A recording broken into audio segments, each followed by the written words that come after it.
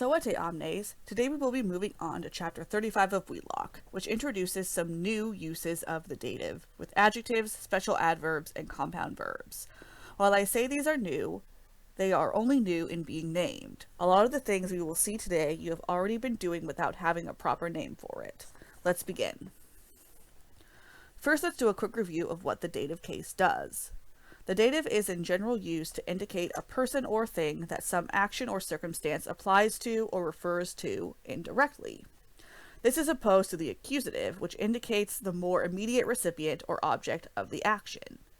The best way to think of this is with giving. Let's take the sentence, he gives the book to her.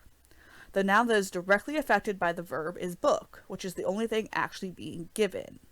Her is the indirect object in that she isn't the immediate recipient of the action of the verb, but still affected by it. We have also seen the dative used as agent with the passive periphrastic / gerundive of obligation construction. In this instance, the dative indicates the person for whom a certain action is obligatory. There are a number of other dative uses that grammar nerds have distinguished, but most of these are variants on the basic notion of the reference or direction. The dative has special use with certain adjectives. This is the one we have seen most often already. A noun in the dative is employed with many adjectives to indicate the direction, literally or metaphorically, in which the adjective applies. The adjectives which often have a dative with them are those that indicate attitude, quality, or relation. In this instance, the dative is translated as to, toward, or for, the noun, pronoun, adjective in the dative. Let's look at two examples.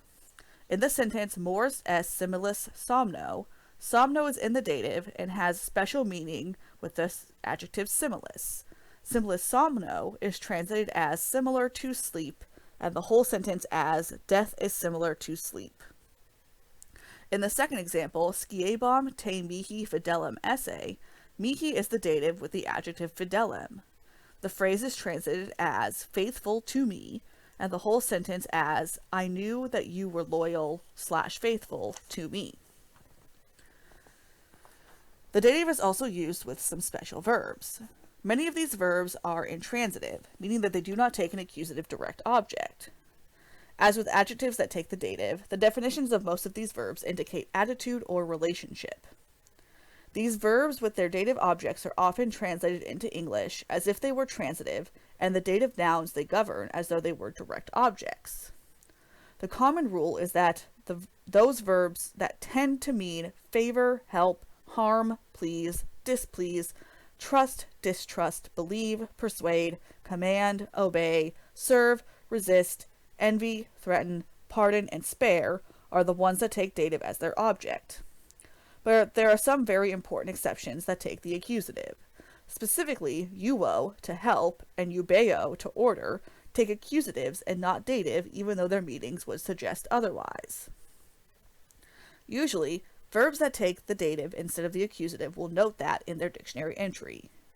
Some verbs can take both a dative and an accusative depending on what type of object they are referring to. A good example of this is credo, which takes the dative for person believed, but accusative for thing. Some also take a noun clause, which is a subordinate subjunctive clause introduced by ut as their object. The two best examples of these are impero and persuadeo. We will learn more about noun clauses next class, so don't worry too much about them for now. Now let's see some of these verbs that take the dative. Wheelock does this silly thing where it gives a literal translation that includes the word to at the end to remind you that these verbs take the dative. However, these literal translations are bulky and do not represent the real meaning of the verb, and as such, I will only hold you accountable for the figurative, easier definition, which you'll see on the next screen. Credo plus the dative, as we already saw, means to trust or believe. This means that credo tibi means I trust or I believe you. Ignosco plus the dative means to pardon or to forgive. This means that ignosco viris would mean I forgive the men. Impero plus the dative means to command, and as such, impero militibus would mean I command the soldiers. Nakeo plus the dative means to harm, so nacio hostibus means I harm the enemies. Nubo plus the dative means to marry, so nubo ilo viro means I am marrying that man. Parco plus the dative means to spare. Therefore, the sentence parco vobis means I spare you all. Pario plus the dative means to obey, and so pario duci means I obey the general. Persuadio plus the dative means to persuade, and therefore persuadio mihi means I persuade myself. Placeo plus the dative means to please, and so the sentence placeo patri means I please my father. Serio plus the dative means to serve, and as such the sentence serio patriae means I serve my country. And finally, studio plus the dative means to study, and the sentence studio litteris means I study literature.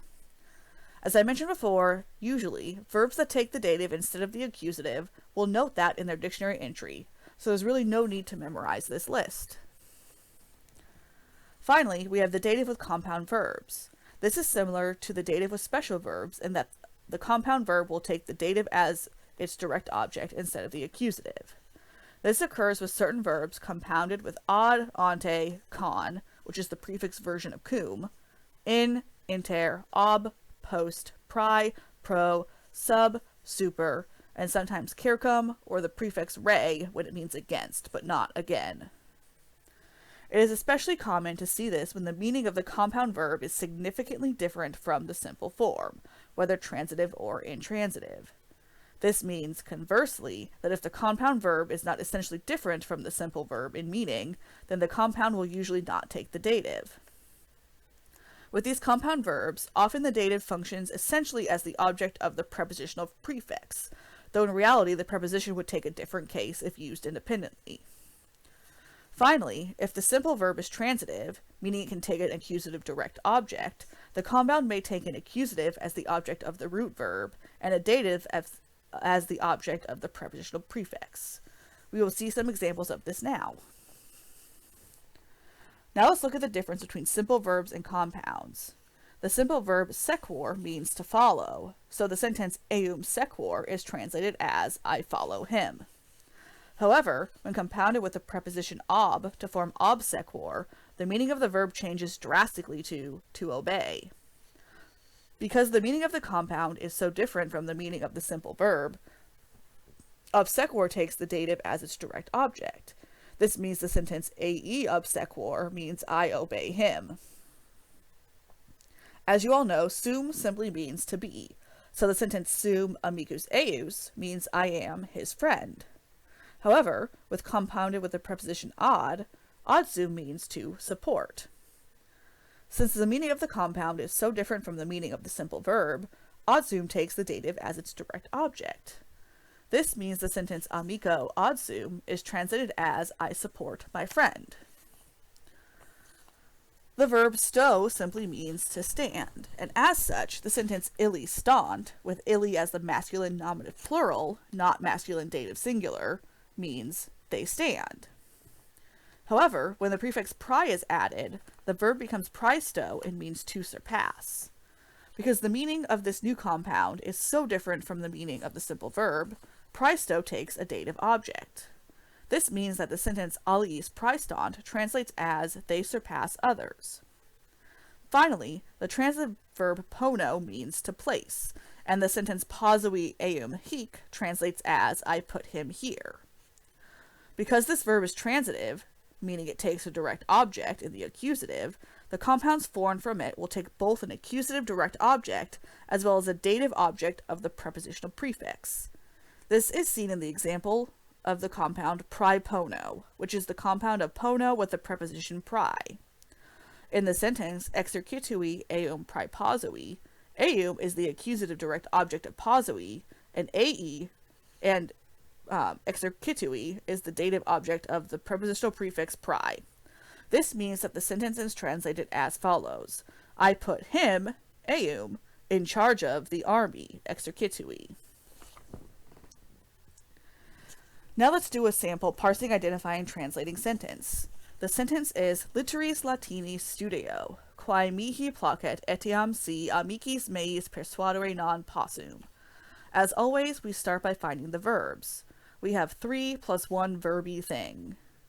The main verb is studeo, since placent is the verb of the relative clause that also happens to be the apodosis of a simple present conditional, and possum is the verb of the simple present protasis.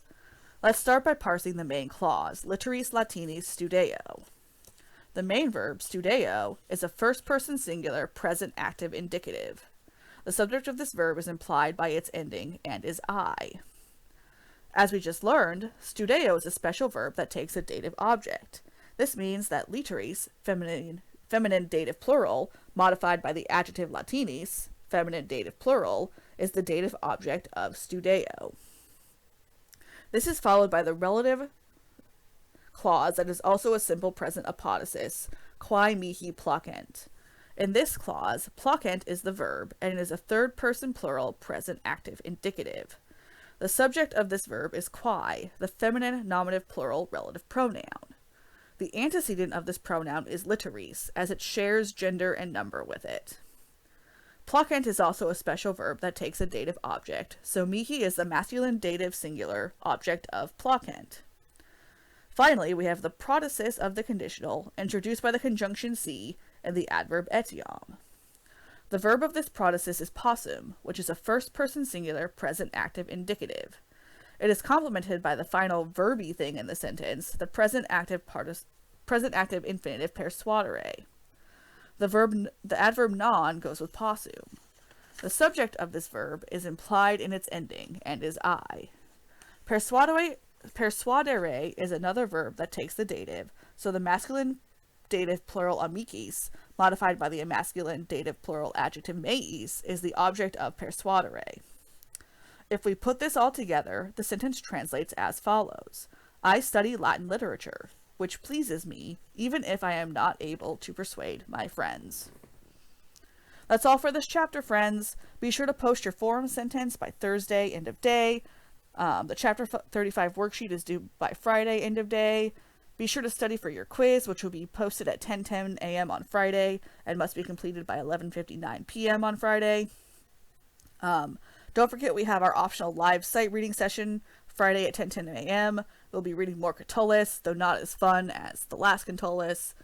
As always, please don't hesitate to reach out via email if you have any questions. We can chat over email or set up a video call if that's what you prefer. Valete omnes.